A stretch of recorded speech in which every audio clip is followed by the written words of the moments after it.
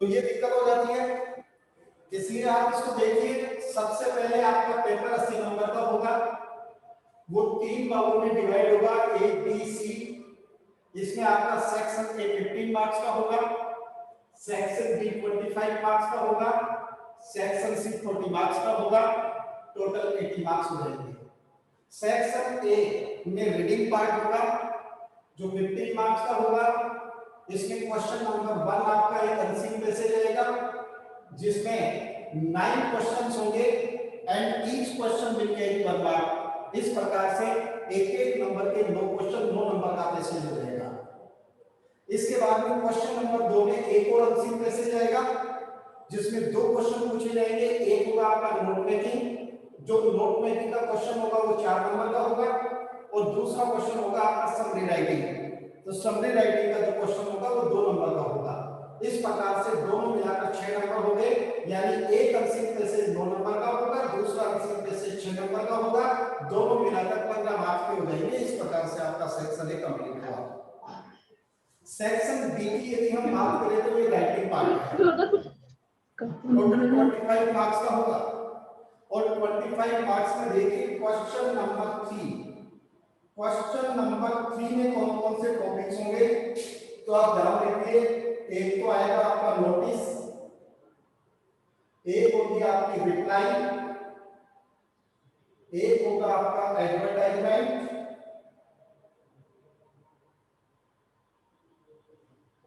एक होगा आपका पोस्टर, एक होगा आपका इन्विटेशन, और एक होगा आपका आर्गुमेंट्स।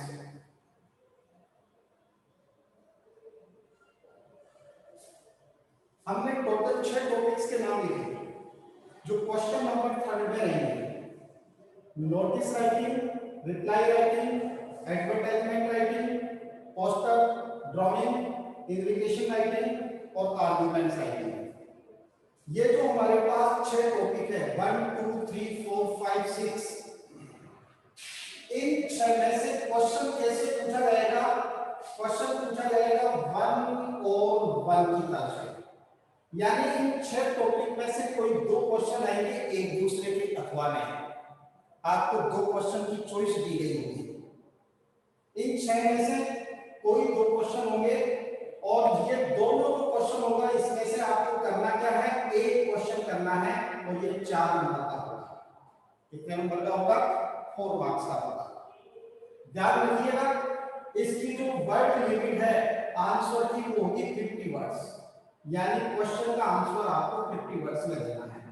एक ही क्वेश्चन होगा 4 मार्क्स का, इसको मैं ऐसे लिखूंगा 50 words 1 into 4 is equal to 4।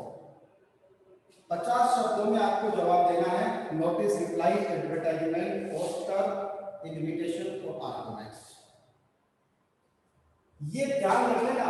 Question number 4 के टॉपिक्स अलग होंगे, क्वेश्चन नंबर 5 के टॉपिक्स अलग होंगे, क्वेश्चन नंबर 6 के टॉपिक्स अलग होंगे।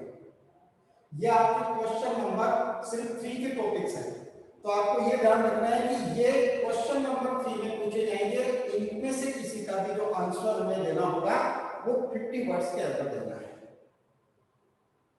इसके बाद में देखिए क्वेश्चन नंबर 4। यदि मैं बात करूं क्वेश्चन नंबर 4 की, तो क्वेश्चन नंबर 4 में 2 टॉपिक होंगे आपके, एक होगी रिकॉर्ड राइटिंग और दूसरा होगा आपका factual description, FACTUL, factual description.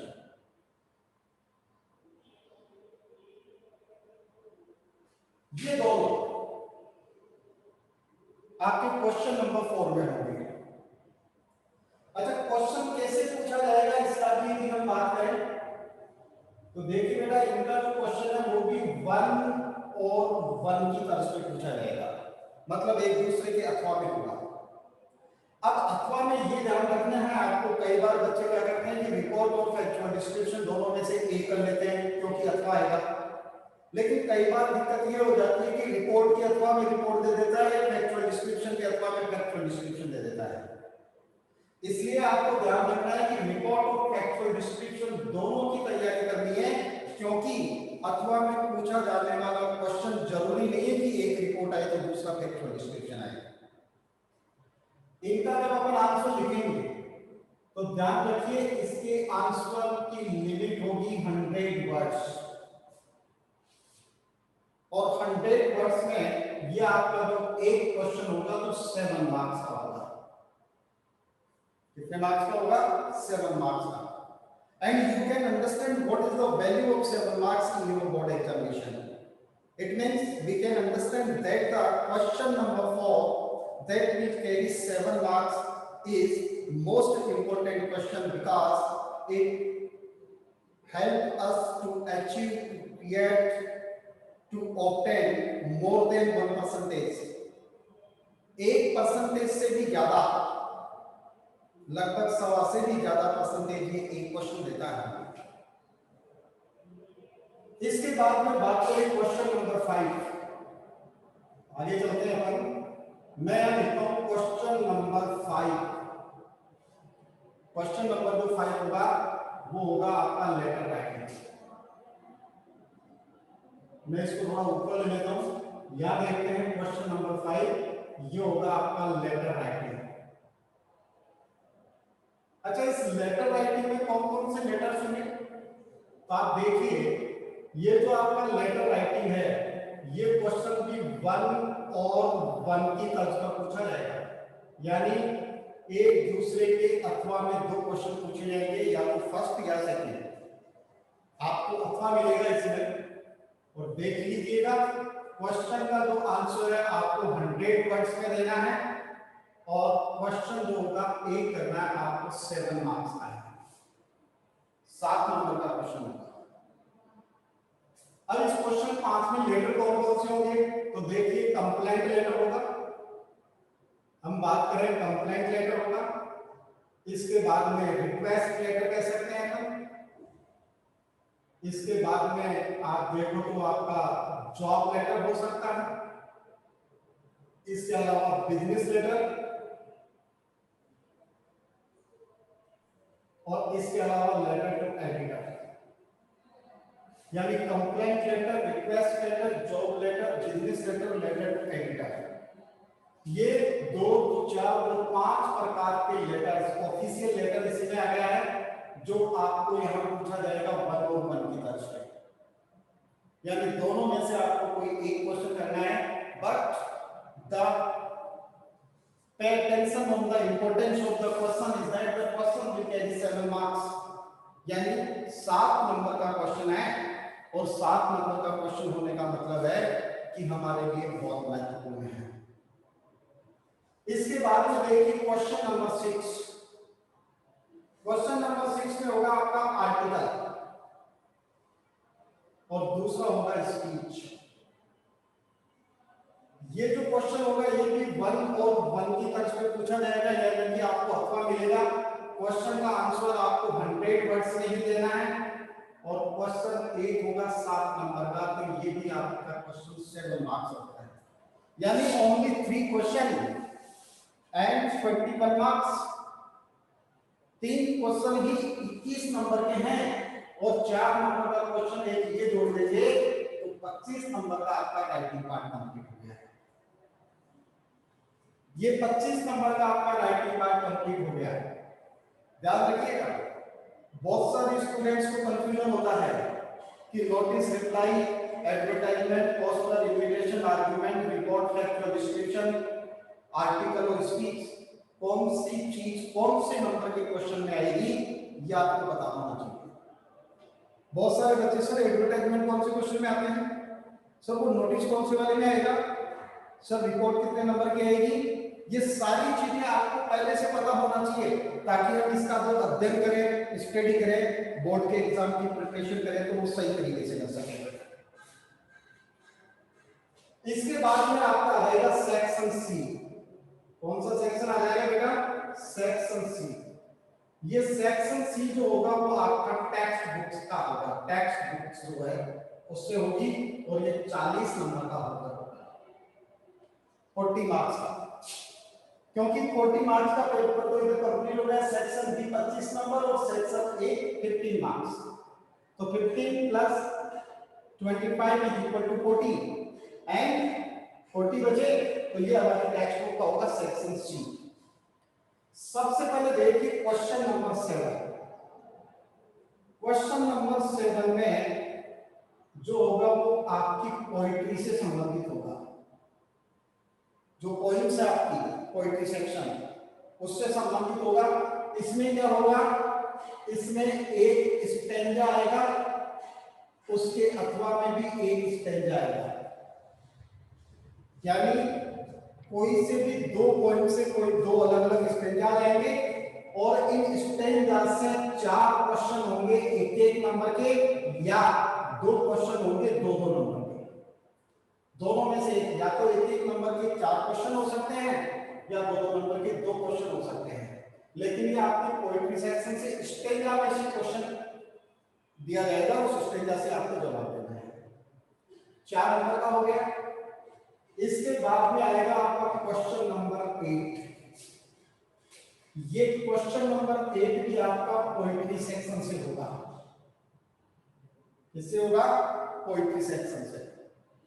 जब पोएट्री सेक्शन से यहां क्या आएगा, डायरेक्ट क्वेश्चन होंगे आपके, डायरेक्ट क्वेश्चन, यानी कि पोएट्री सेक्शन से डायरेक्ट क्वेश्चंस पूछे जाएंगे। ये कैसे पूछे जाएंगे? आपको 3 क्वेश्चन करने हैं 4 में से, यानी 3/4। 3 क्वेश्चन का जवाब देना है 4 क्वेश्चन में से। टोटल 4 क्वेश्चन दिए हुए होंगे और 4 में से आपको 3 करने हैं। वर्ड लिमिट होगी 30 to 40 वर्ड्स और क्वेश्चन होंगे 3 × 2 = 6। तो ये दोनों मिलाकर 10 नंबर की आपकी पोएट्री हो गई। एक तो स्टैंडर्ड हो जाएगा और दूसरा डायरेक्ट क्वेश्चन हो जाएंगे। तो ये कुल मिलाकर 6 नंबर के तो डायरेक्ट क्वेश्चन होंगे, 4 नंबर का आपका स्टैंडर्ड होगा, ये 10 नंबर का आपका पोएट्री सेक्शन हो गया। इसके बाद में क्वेश्चन नंबर 9। क्वेश्चन नंबर 9 आपकी एक पुस्तक होगी फ्लेमिंगो, यही नाम है शायद, फ्लेमिंगो और विस्टास, दो पुस्तक है। तो ये फ्लेमिंगो नाम की पुस्तक होगी। इसमें से आपको 4 क्वेश्चन पूछे जाएंगे, चारों के ही जवाब देना है, मतलब इसमें कोई ऑप्शन नहीं होगा आपके पास। 4 क्वेश्चन दिए जाएंगे, चारों आपको करने हैं, यानी कि 4 क्वेश्चन और 2-2 नंबर के होंगे, कुल मिला के 8 मार्क्स के हो जाएंगे। और यानी इससे पहले बात करूं तो इनका जो जवाब देना है वो भी आपको 30 to 40 वर्ड्स देना है। और इस प्रकार से 4 क्वेश्चन 2-2 नंबर के होकर 8 नंबर के क्वेश्चन होंगे फ्लेमिंगो से।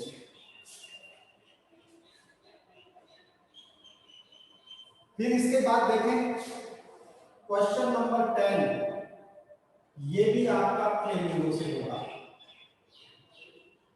इसमें क्वेश्चन पूछा जाएगा 1 और 1 की तरफ। क्वेश्चन का आंसर आपको 100 वर्ड्स में देना है, 125 से 125 वर्ड्स में आपको क्वेश्चन का आंसर लिखना है और एक क्वेश्चन आपको करना है 7 नंबर का होगा। ये 7 नंबर का हो गया। तो ये दोनों मिलाकर बात करें तो फ्लेमिंगो हो गई 15 मार्क्स। फ्लेमिंगो कितने मार्क्स की होगी? 15 मार्क्स की। और 10 नंबर की पोएट्री की फ्लेमिंगो के लिए वो हो गई आपकी 25 मार्क्स। इसके बाद में होगा आपका क्वेश्चन नंबर 11। ये होगा विस्तास, जो बुक है आपकी उससे होगा। इसमें 4 क्वेश्चन पूछे जाएंगे और 4 में से 4, यानी कोई ऑप्शन नहीं होगा आपको। सॉरी, क्वेश्चन नंबर 11 विस्तास से होगा 1 और 1 की तरफ,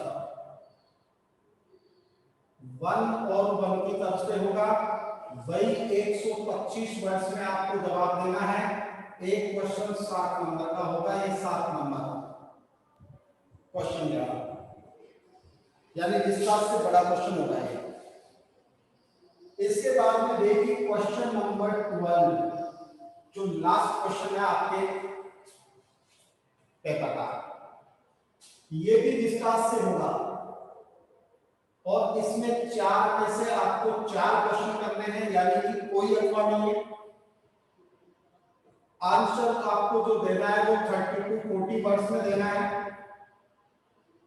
और अपन बात करें तो 4 क्वेश्चन होंगे 2-2 नंबर के, और ये 8 नंबर, तो ये 15 नंबर की हो गई आपकी डिस्चार्ज। अब देख लीजिए टोटल 15, 15 और 10 कितने हो गए 40। ये 40 मार्क्स का इधर सेक्शन सी हमारा। तीनों को जब मिलाएंगे तो 40 नंबर हो जाएंगे, 40 नंबर का सेक्शन था हमारा। एक बार फिर आप इसको थोड़ा सा ध्यान से समझने का प्रयास कीजिए। देखिए दिक्कत क्या होती है, अपन सबसे पहले बात ये करेंगे कि क्या हम कहीं से कोई चीज ऑप्शनल छोड़ सकते हैं अपनी प्रिपरेशन के दौरान। तो हाँ देखिए कुछ चीजें छोड़ सकते हैं। क्या छोड़ सकते हैं मैं बताता हूं आपको। Notice, reply, advertisement, poster, invitation और आर्गुमेंट्स, इन सभी में से कोई एक टॉपिक जो आपको टिपिकल लगे, जिसकी तैयारी करने में आपको दिक्कत हो, आपको लगे कि it's not of my interest, I do not want to prepare it, तो इन 6 में से आप किसी भी एक टॉपिक को जो आपको थोड़ा सा टिपिकल लगे उसको छोड़ सकते हैं। लेकिन ऐसा अपन तभी कर सकते हैं जब हमारे बाकी के 5 टॉपिक पर कमांड हो। क्यों? क्योंकि यदि जो छोड़ा वो भी यदि क्वेश्चन में आ गया तो कम से कम बाकी के 5 में से उसके अथवा में एक तो रहेगा, बाकी के 5 में से उसके अथवा में एक रहेगा। इसलिए अपन को टेंशन नहीं होगी, हमें दिक्कत नहीं होगी। लेकिन छोड़ आप तभी सकते हैं जब बाकी के 5 पर आपका कमांड हो, बाकी 5 में आपको किसी प्रकार की कोई दिक्कत नहीं हो।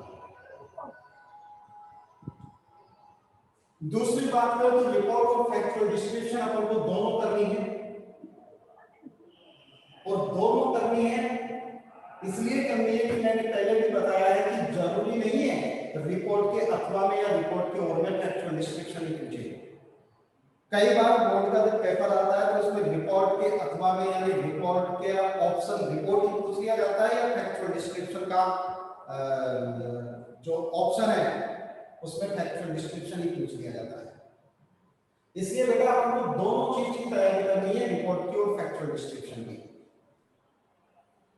फिर अपन चले इधर लेटर राइटिंग, तो complaint, request, job, business, editor, इनमें से भी हम यदि कोई टिपिकल लगता है तो एक को छोड़ सकते हैं।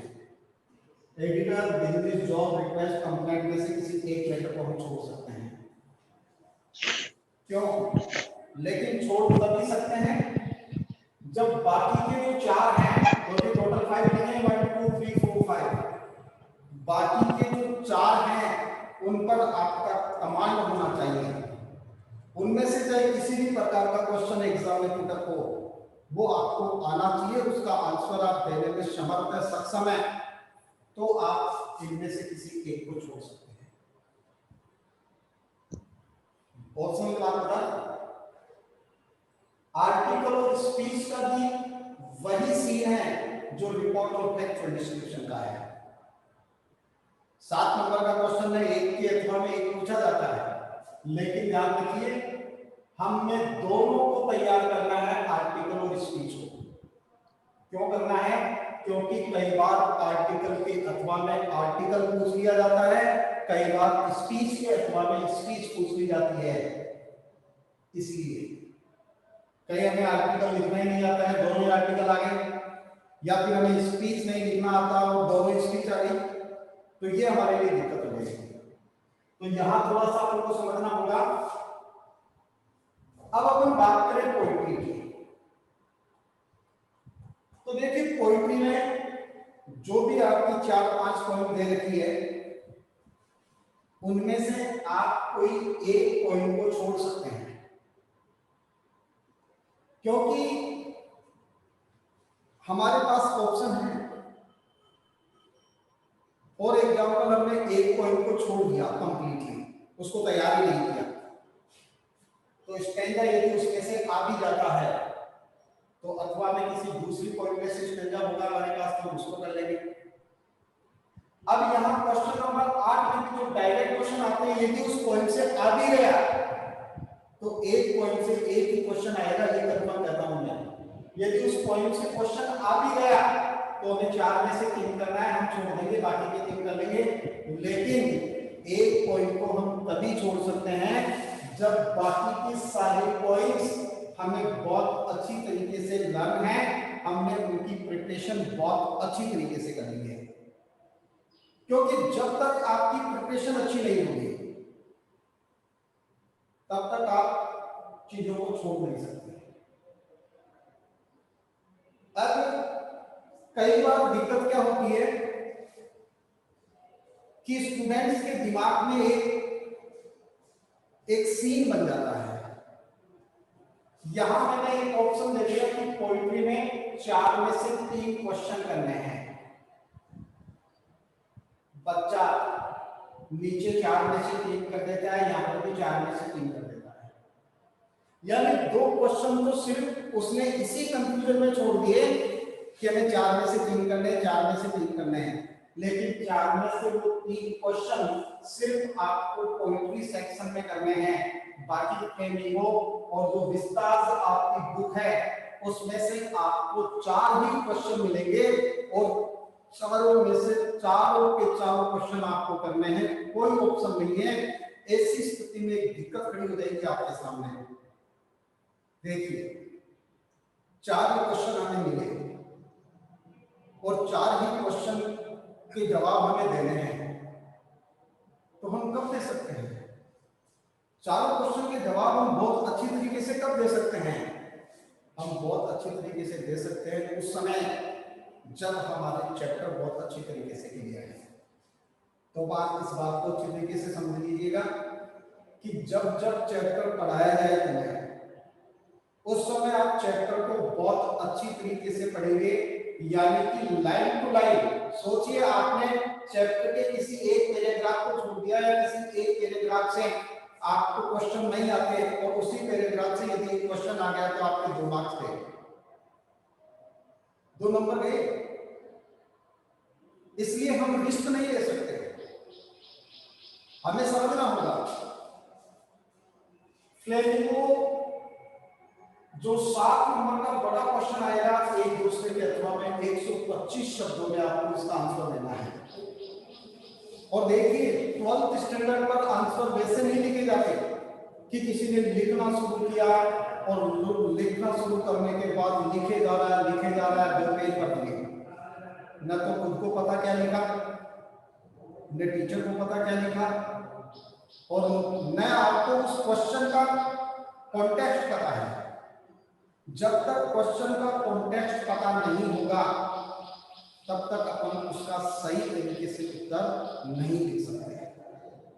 इसलिए आप इस बात को अच्छी तरीके से देखें कि जब बड़े क्वेश्चन लिखेंगे अपन 7-7 नंबर के क्वेश्चन, तो उनको कैसे लिखेंगे पॉइंट टू पॉइंट, ये बात आपको मैं बताऊंगा।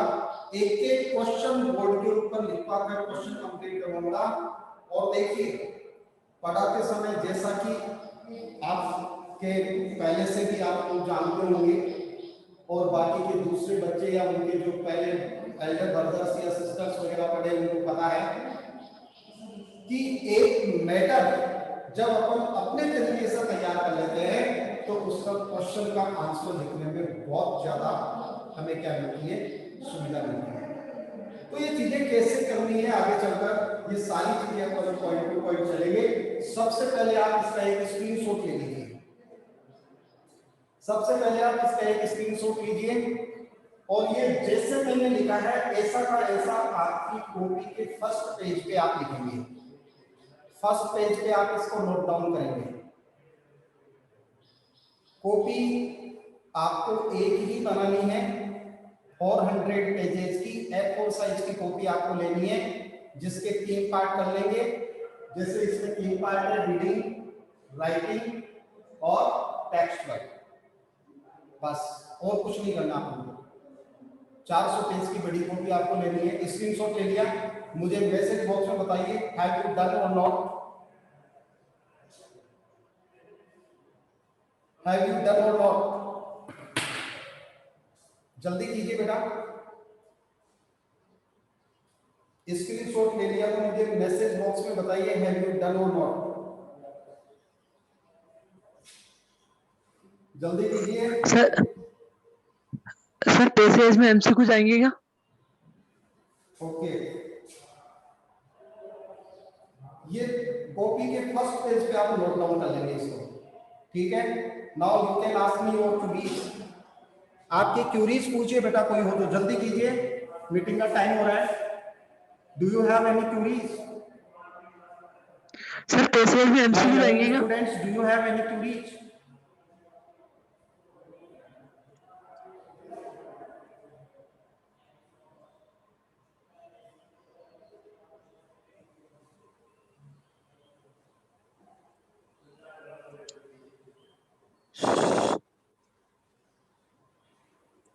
Okay, thanks a lot to all of you for joining the meeting. See you tomorrow.